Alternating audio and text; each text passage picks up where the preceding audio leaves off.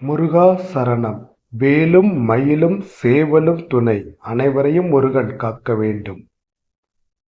ஓம் சரவணபவ. என் பிள்ளையே,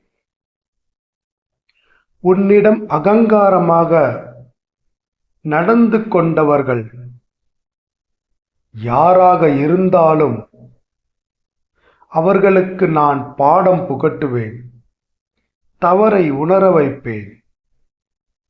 உன்னை பயன்படுத்திவிட்டு உதாசீனம் செய்பவர்களை நான் பார்த்துக் கொள்கிறேன். நீ என் பிரியமான பிள்ளை. உன் மனம் கலங்கும் போது நான் உனக்காக வராமல் இருப்பேனா? தைரியமாக இரு. பிள்ளைகள் மற்றும் எதிர்காலம் பற்றி உன் மனதில் கவலை.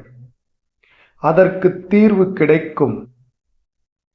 தீர்வை தேடு, நிச்சயம் கிடைக்கும்.